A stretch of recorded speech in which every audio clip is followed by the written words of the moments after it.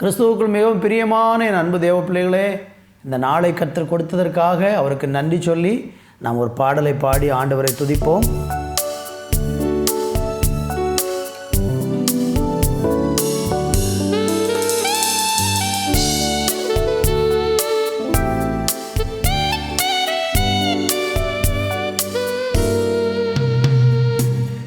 இயேசு ராஜா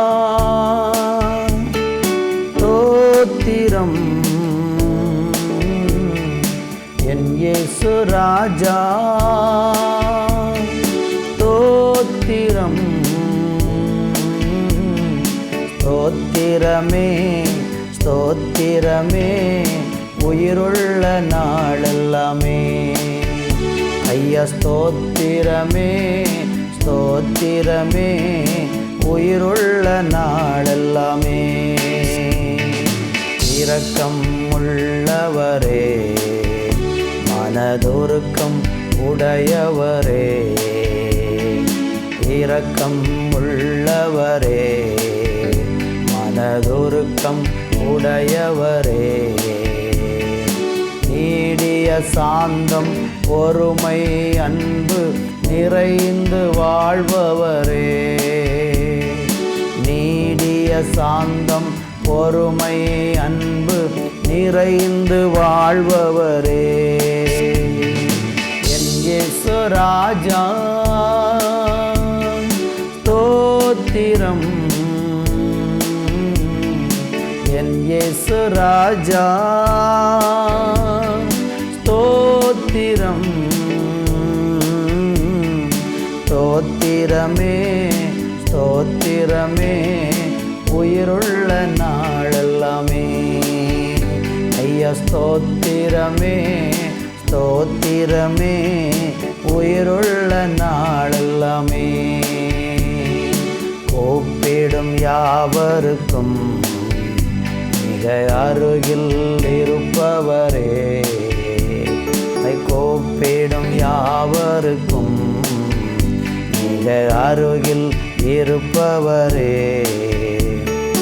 உண்மையாய் கூப்பிடும் குரல் தன்னை கேட்டு விடுதலை தருபவரே. உண்மையாய் கூப்பிடும் குரல் தன்னை கேட்டு விடுதலை தருபவரே. என் இயேசு ராஜா ஸ்தோத்திரம், என் இயேசு ராஜா ஸ்தோத்திரம். ஸ்தோத்திரமே ஸ்தோத்திரமே உயிருள்ள நாளெல்லாமே. ஐயா ஸ்தோத்திரமே ஸ்தோத்திரமே உயிருள்ள நாளெல்லாமே. ஆண்டவரே, உங்கள் பரிசுத்தமுள்ள நாமம் மகிமைப்படும்படியாக நாங்கள் எல்லாரும் சேர்ந்து ஆண்டவரே உங்களை உயர்த்துகிறோம் அப்பா. ஸ்தோத்திரமே ஸ்தோத்திரமே உயிருள்ள நாளெல்லாமே. ஓ ரபா ஷபலபா ரபலபா ஓ ரபல தரபா சந்தர கபலபா.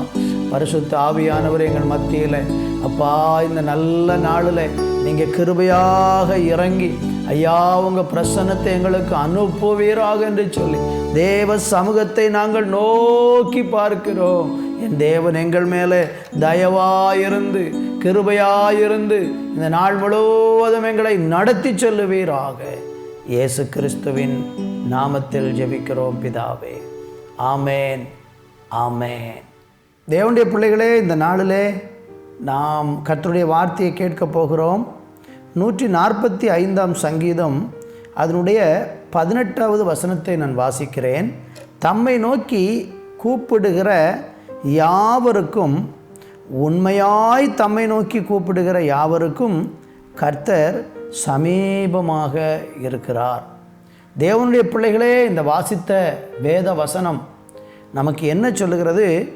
உண்மையாய் தம்மை நோக்கி கூப்பிடுகிற யாவருக்கும் கர்த்தர் சமீபமாக இருக்கிறார் என்று வேதம் சொல்லுகிறது.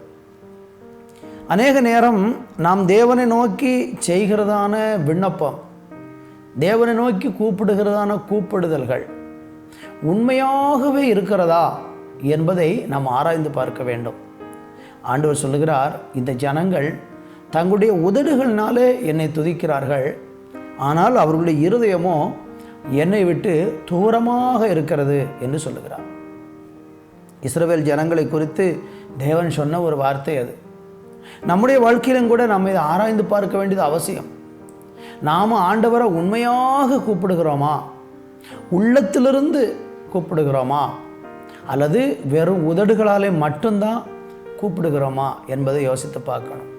சில நேரம் நம்ம ஆலயத்தில் உட்கார்ந்திருந்து தேவனை ஆராதிக்க போயிருக்கும் பொழுது அங்கே பாடுகிற பாடல்களை நம்ம உதடுகளால் மட்டும் பாடிட்டு நம்முடைய எண்ணங்கள் சிந்தனையெல்லாம் எங்கேயோ இருக்கும், எதையோ குறித்து சிந்தித்து கொண்டே இருப்போம்.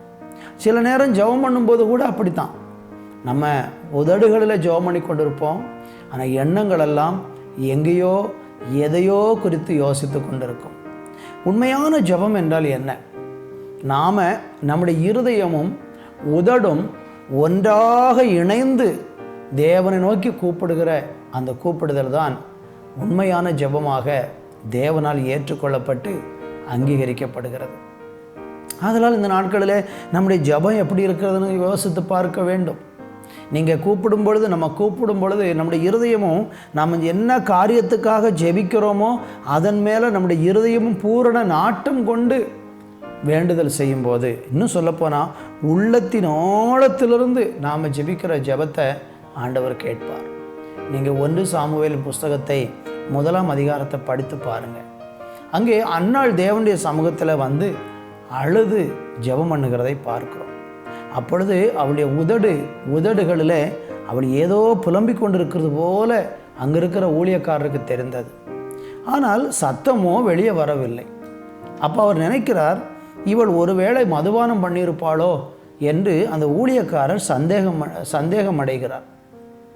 ஆனால் அவள் என்ன சொல்லுகிறாள் தெரியுமா? நான் என் இருதயத்தை கர்த்தருடைய சமூகத்தில் ஊற்றிவிட்டேன் என்று சொல்லுகிறார்.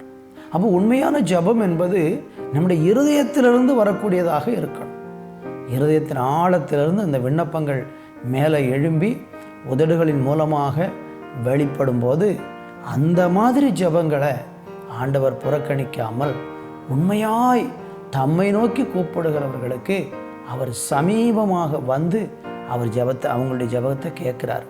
அன்னாளுடைய ஜெபத்தை ஆண்டவர் கேட்டாரா? கேட்டார். ஜெபத்துக்கு பதில் கொடுத்தாரா? கொடுத்தார். ஒரு ஆண் குழந்தையை கேட்டாள். ஆண்டவர் அவளுக்கு ஒரு ஆண் குழந்தை மட்டுமல்ல 5 பிள்ளைகளை கொடுத்து ஆசீர்வதித்தார். உண்மையாய் கூப்பிடுகிற ஜெபத்திற்கு பல மடங்கு பலன் வரும், பல மடங்கு ஆமேன் ஸ்தோத்திரம் தேவனிடத்திலிருந்து நமக்கு பிரதிபலன் கிடைக்கும்.